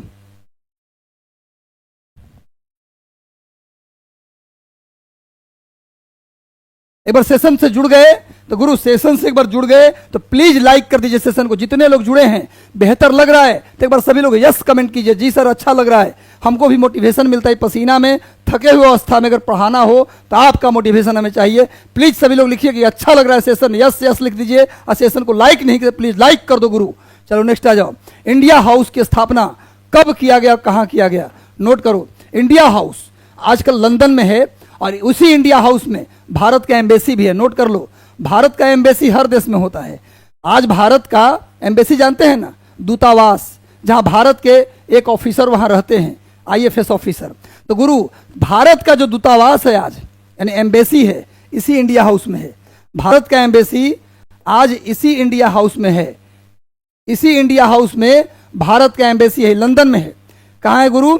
लंदन में। और इसकी स्थापना 1905 में किया गया था श्यामजी कृष्ण वर्मा के द्वारा। श्यामजी कृष्ण वर्मा, श्यामजी कृष्ण वर्मा, श्यामजी कृष्ण वर्मा के द्वारा, नोट करो, श्यामजी कृष्ण वर्मा के द्वारा लंदन में इंडिया हाउस क्रांतिकारी गतिविधियों को बढ़ावा देने के लिए, भारतीयों को मोटिवेट करने के लिए 1905 में श्यामजी कृष्ण वर्मा ने इंडिया हाउस बनाया था लंदन में। आज जो लंदन में इंडिया हाउस है ना, उसी में भारत का आज एम्बेसी चलता है, ये भी नोट कर लीजिएगा, इंडिया हाउस। चलिए नोट कर लो, आगे बढ़ते हैं हम लोग। श्यामजी कृष्ण वर्मा 1905 याद रखना। लाहौर षड्यंत्र केस में किसके विरुद्ध दर्ज किया गया? लाहौर, अभी बताया हूं, लाहौर षड्यंत्र केस में फांसी दी गई 3 लोगों को, भगत सिंह, राजगुरु, सुखदेव। लाहौर में बम फेंकने के आरोप में, बम फेंकने के आरोप में, असेंबली पर बम, याद रखिए 8 अप्रैल 1929 को, लिखो नोट करो, 8 अप्रैल 1929 को दिल्ली के असेंबली पर भगत सिंह ने बम फेंका।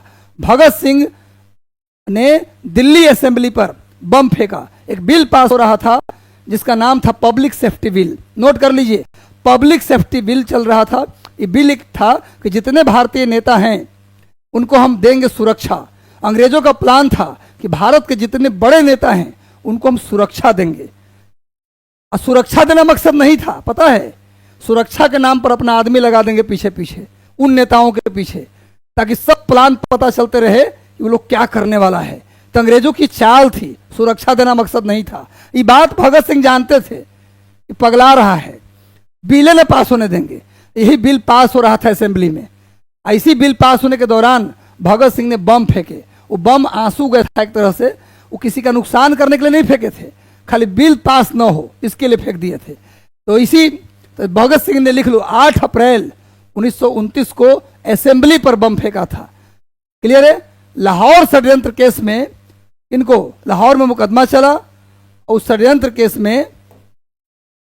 केस में भगत सिंह, राजगुरु और सुखदेव को फांसी दी गई। 23 मार्च 1931 को भगत सिंह, राजगुरु, सुखदेव को लाहौर सेंट्रल जेल में नियम कानून को ताक पर रखकर फांसी दी गई और जैसे तैसे जला दिया गया। ये तो स्थिति थी अंग्रेजों की, और वो अंग्रेज कहते हैं कि हम माफी दे दीजिए हमको। खैर, भगत सिंह ने 1926 में बनाया था भारत नौजवान सभा, लिख लो, भारत नौजवान सभा।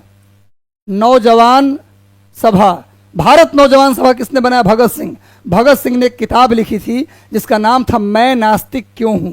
मैं नास्तिक क्यों हूं, ये भगत सिंह का किताब था, नोट कर लीजिएगा। आगे आते हैं नेक्स्ट, ये नोट कर लो, 8 अप्रैल 1929 को दिल्ली के असेंबली पर भगत सिंह ने कब बम फेंका, डेट के साथ याद करो, 8 अप्रैल 1929 को। चलो नेक्स्ट आ जाओ, एक मिनट, नेक्स्ट आ जाओ। गद्दार पार्टी के एक प्रमुख संस्थापकों में से कौन थे? गद्दार, टोटल 52 क्वेश्चन है। गद्दार पार्टी के प्रमुख संस्थापकों में से कौन? पर सेशन को लाइक कर दो गुरु, आपका लाइक नहीं आ रहा, सेशन को लाइक कर दो और जितने भी ग्रुप हैं शेयर कर दो। हम अब लगातार टॉप, कहीं जाने की अब जरूरत आपको नहीं, किसी कोचिंग की जरूरत नहीं, कहीं जाने की जरूरत नहीं। हम बोल रहे हैं अमित दुगनी लाइव, पहले जितना लाइव लेता था उससे दुगनी एनर्जी में दुगना लाइव लूंगा, ज्यादा समय दूंगा, बस आप पढ़िए पढ़िए पढ़िए। नेक्स्ट आ जाओ, गद्दार पार्टी के मुख्य नेता कौन थे? तो लाला हरदयाल। गद्दार पार्टी की स्थापना 1913 में हुआ था। ये एक क्रांतिकारी संगठन था, क्रांतिकारी संगठन। गद्दार पार्टी क्रांतिकारी संगठन था, क्रांतिकारी संगठन था। इसकी स्थापना कब हुआ? 1913 में। कहाँ हुआ? तो अमेरिका के सैन फ्रांसिस्को में, अमेरिका के सैन फ्रांसिस्को में हुआ। और इसके संस्थापक कौन थे? तो सोहन सिंह भाखना। इसके संस्थापक थे सोहन सिंह भाखना, नोट कर लो गुरु, ये संस्थापक थे सोहन सिंह भाखना। गद्दार पार्टी के संस्थापक थे सोहन सिंह भाखना, नोट करिए। लेकिन अगर कभी कभी ऑप्शन में देता है गद्दार पार्टी की स्थापना किसने की और सोहन सिंह भाखना ऑप्शन में नहीं रहता है, तब आंसर लगा दीजिए लाला हरदयाल। ये न रहेंगे तब आंसर होगा लाला हरदयाल। गद्दार पार्टी के मेन नेता थे पर संस्थापक कौन थे? सोहन सिंह भाखना। अगर ऑप्शन में न रहेंगे तब लगाना है लाला हरदयाल। तो 1913 में अमेरिका के सैन फ्रांसिस्को में गद्दार पार्टी की स्थापना किया गया सोहन सिंह भाखना के द्वारा। उसके मेन नेता थे लाला हरदयाल। एक बार स्क्रीनशॉट इसका ले लीजिए जल्दी से, आप प्लीज इसका स्क्रीनशॉट ले लीजिए। चल नेक्स्ट आ जाइए, नेक्स्ट आ जाओ आगे। यहीं तक था क्या?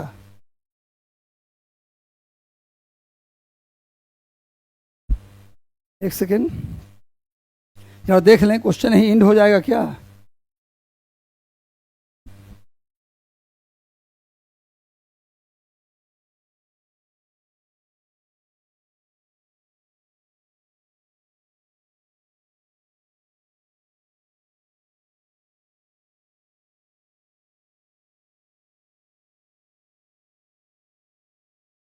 एक सेकेंड रुक जाएंगे आप लोग, एक सेकेंड रुक जाएंगे।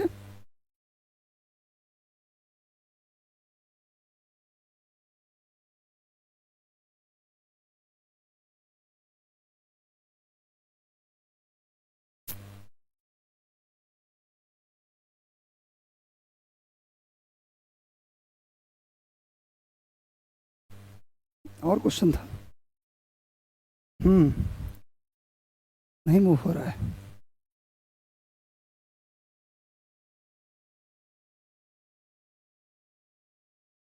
उसी पीडीएफ में तो है, क्योंकि आगे भूगोल का भी सवाल है बच्चों, आगे ज्योग्राफी का भी सवाल है।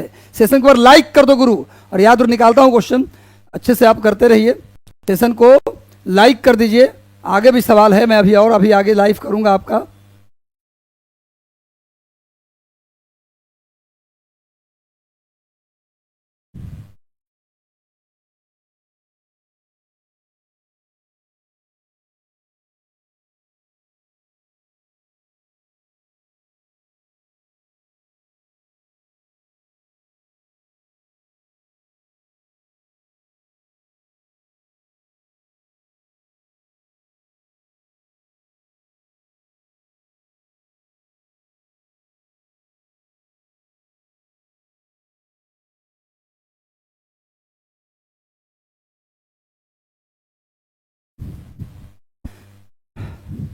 एक मिनट रुकिएगा, देख लेता हूं कहां तक था।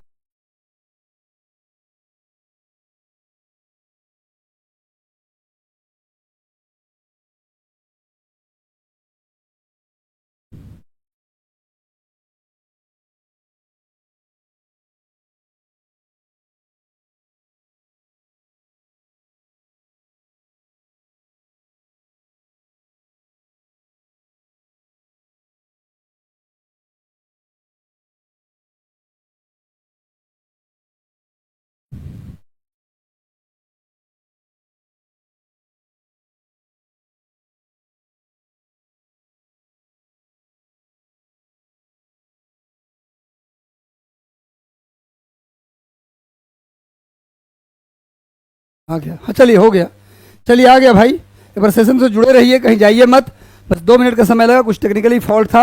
हरदयाल एक महान बुद्धिजीवी का संबंध किस आंदोलन से था? अभी बताया हूं, लाला हरदयाल का संबंध किस आंदोलन से था?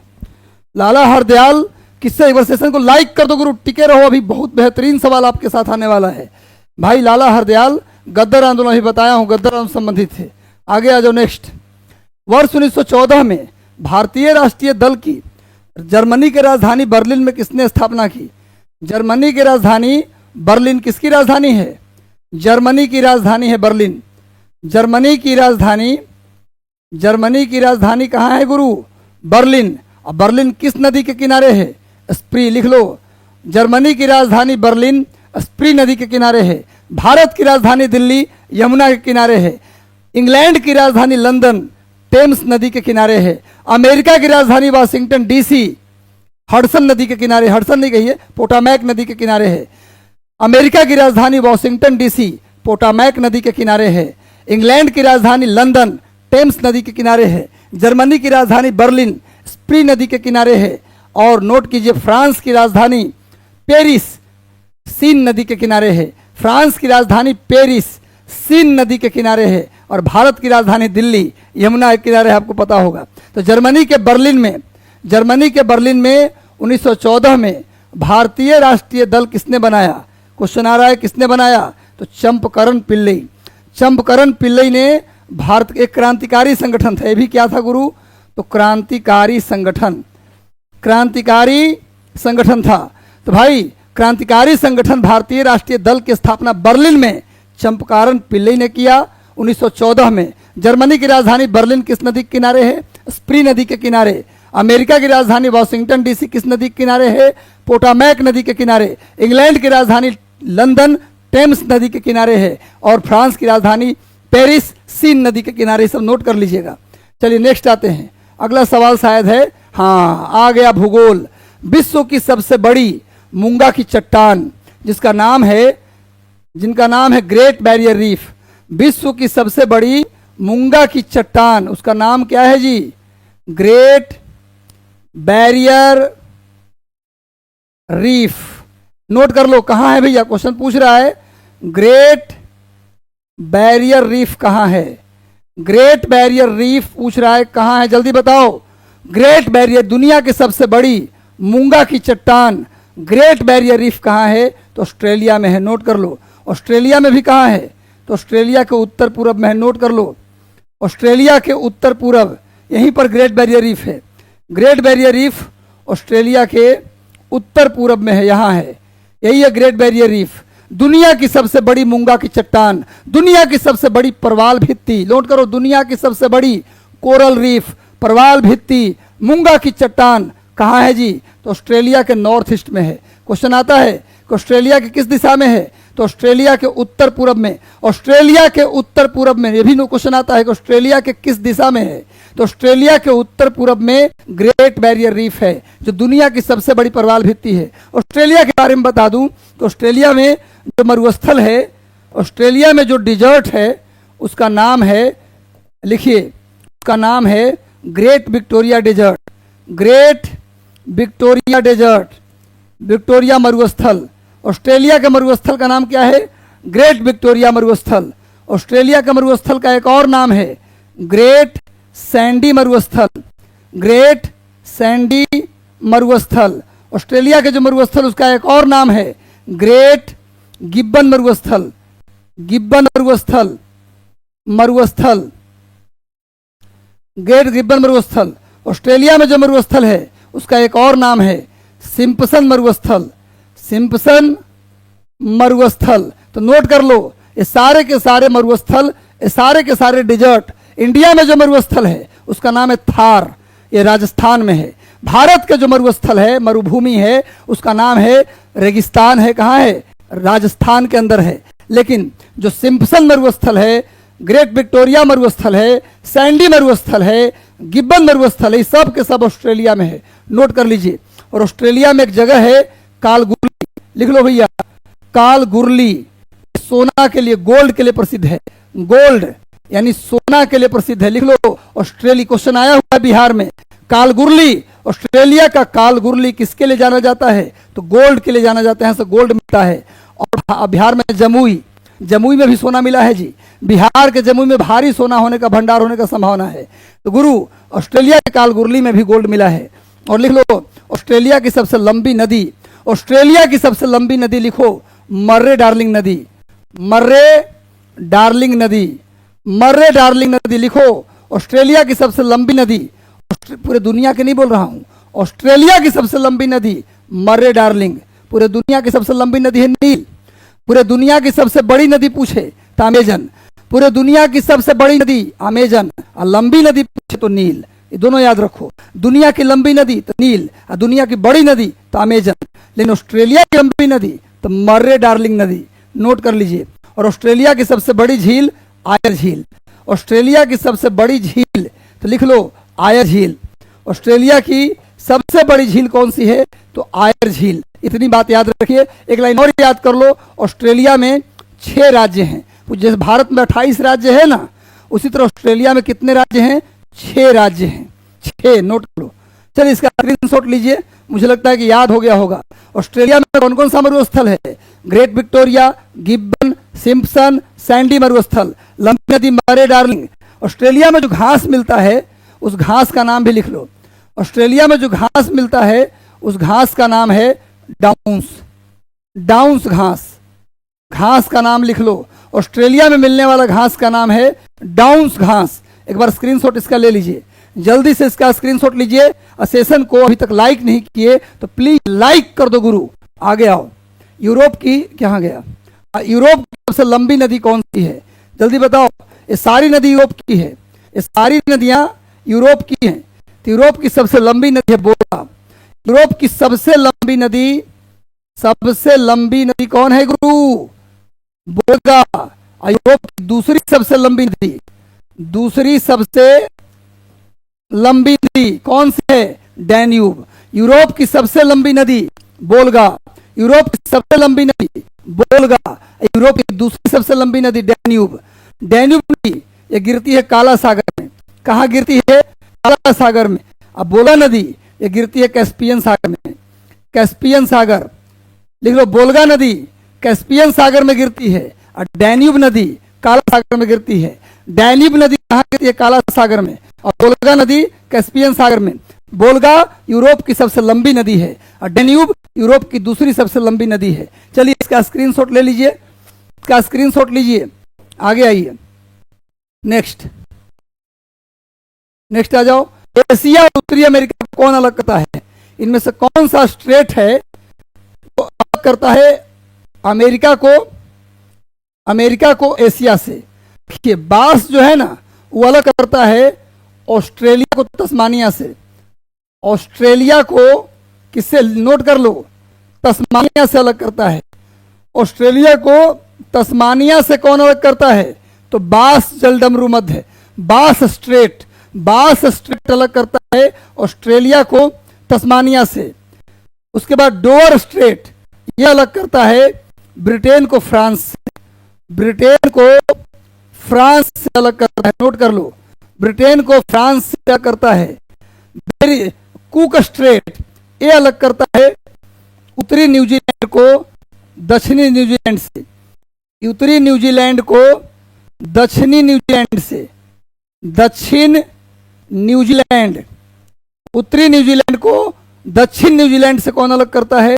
कुक स्ट्रेट उत्तरी न्यूजीलैंड को दक्षिणी न्यूजीलैंड से अलग करता है। डोवर स्ट्रेट ब्रिटेन को फ्रांस से अलग करता है। बास स्ट्रेट ऑस्ट्रेलिया को तस्मानिया से अलग करता है ना? तो बताओ क्या आंसर हो गया? बेरिंग स्ट्रेट एशिया को उत्तरी अमेरिका से अलग करता है। बेरिंग स्ट्रेट एशिया को उत्तरी अमेरिका से अलग करता है।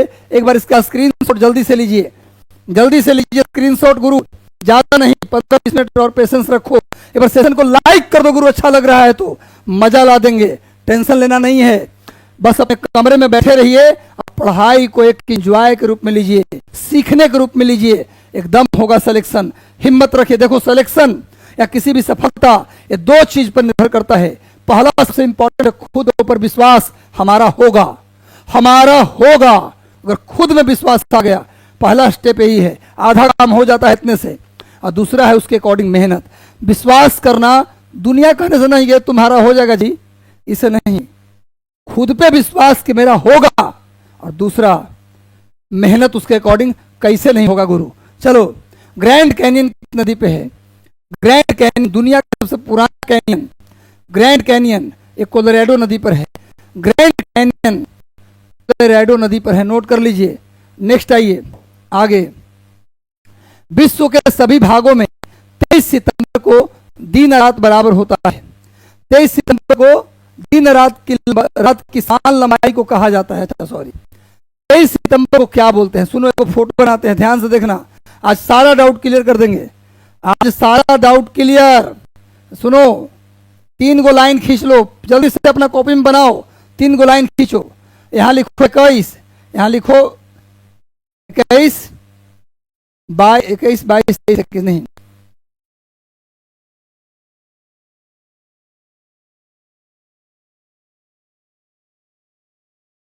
21, 23, 22, 21 लिखो। 3 लाइन लिखो, 21, 23, 22, 21। यह 23.5 डिग्री नॉर्थ। आज सारा डाउट क्लियर। दुनिया में कब सबसे बड़ा दिन होता है और कब छोटी रात, आज के बाद नहीं भूलो गुरु। 23.5 डिग्री नॉर्थ है ये, और 23.5 डिग्री साउथ है। इसको बोलते हैं कर्क रेखा, और इसको बोलते हैं मकर रेखा। और ये है भैया 0 डिग्री, इसको बोलते हैं विषुवत रेखा। विषुवत रेखा नोट कर लो भाई, कर्क रेखा, मकर रेखा, विषुवत रेखा। हमको ये बताइए इंडिया किस पर है, भारत किस पे है? कर्क रेखा पर कि मकर रेखा पर कि विषुवत रेखा पर? तो तुम लोग सब जानता है इंडिया है कर्क रेखा पर। अब मुझे बताओ कि इंडिया में सबसे ज्यादा गर्मी तुमको कौन महीना में लगता है? एगो महीना का नाम लेना, अप्रैल मई जून मत कर देना। कोई एक महीना का नाम बताओ तो कमेंट में, किस महीना में सबसे ज्यादा गर्मी लगता है आपको? मुझे लगता है जून में। तो सबसे ज्यादा गर्मी जून में, तो 21 के बगल में जून लिख दो। अगर मान लो परीक्षा में भूला गया तो सीधे ही वाला फोटो बनाना, 21, 23, 22, 21 लिख देना। 21, 23, निचला पर 22 और फिर बीच वाला पर 21। और इंडिया चूंकि इस पर है, इंडिया में सबसे ज्यादा गर्मी कब लगता है? जून में। तो 21 के बगल में जून लिख दो, बस इतने से काम हो जाएगा। जून के बाद 3 महीना जोड़ो, जुलाई, अगस्त, सितंबर। 23 के सामने सितंबर लिखो, फिर 3 महीना गैप दो, अक्टूबर, नवंबर, दिसंबर, और फिर 3 महीना गैप दो, जनवरी, फरवरी, मार्च। बस यहाँ खाली जून याद रखो। 21, 23, 22, 21 लिख के कर्क रेखा वाला में जून लिख दो, और 3-3 महीना के गैप डाल के सब जगह लिख। जून के बाद जुलाई, अगस्त, सितंबर, फिर सितंबर के बाद अक्टूबर, नवंबर, दिसंबर, फिर जनवरी, फरवरी, मार्च। ये जो मैं डेट लिखा हूं ना, 21 जून, ये सब ये सूरज का उपस्थिति है। यानी 21 जून को सूरज कहाँ रहते हैं? कर्क रेखा पर। अब बताओ तुम लोग, जहां सूरज होंगे उस दिन क्या होगा? सबसे बड़ा दिन। और जब सबसे बड़ा दिन होगा उस दिन क्या होगा? रात सबसे छोटा हो जाएगा। नहीं, 24 घंटा ना होना है जी। जब ऐसा थोड़ा 27 घंटा हो जाएगा, दिन रात 24 घंटा का होना है। तो दिन सबसे बड़ा तो रात सबसे छोटा। तो 21 जून को कर्क रेखा पर जितने देश हैं, भारत क्यों ना हो, भारत, चीन, जितने देश हैं, सब में सबसे बड़ा दिन होता है, सबसे छोटी रात होता है। और उसी दिन यहाँ क्या होता है? सबसे बड़ी रात, क्योंकि सूरज यहाँ से दूर है ना, तो इस क्षेत्र में यहाँ पर ऑस्ट्रेलिया है, सबसे बड़ी रात और सबसे छोटा दिन। उसी तरह जब सूरज 22 दिसंबर को ऑस्ट्रेलिया में होते हैं मकर रेखा पर, तो ऑस्ट्रेलिया में सबसे बड़ा दिन होता है और उस दिन सबसे छोटी रात ऑस्ट्रेलिया में होता है। पर उसी दिन 21 जून को इंडिया में क्या होगा? सबसे बड़ी रात। जब सूरज यहाँ रहेंगे दूर, तो यहाँ पर क्या होगा? सबसे बड़ी रात, सबसे छोटा दिन। लेकिन जब सूरज बीचों बीच होंगे, बीचों बीच विषुवत रेखा पर होंगे, तो पूरे दुनिया में दिन रात 12-12 घंटा होगा। पूरे दुनिया में दिन और रात की लंबाई बराबर, पूरे साल में 2 दिन होता है। 23 सितंबर को दिन रात बराबर होता है और 21 मार्च को भी दिन रात बराबर होता है। तो ये पूछ रहा है कि जब दिन रात बराबर होता है 23 सितंबर को, तो उसको क्या बोलते हैं? तो सुन लो, सितंबर महीना में क्या होता है? जाड़ा का दिन। सुनो, जब दिन रात बराबर होता है 23 सितंबर को, 23 सितंबर को और 21 मार्च को दिन रात बराबर होता है, तो इस घटना को बोलते हैं विषु। क्या बोलते हैं इसको? पूरे दिन रात बराबर होने की घटना को लो विषु कहते हैं। इसको अंग्रेजी में बोलते हैं इक्विनॉक्स। मुझे लगता है समझ में आ गया होगा, इक्विनॉक्स। तो गुरु 23 सितंबर को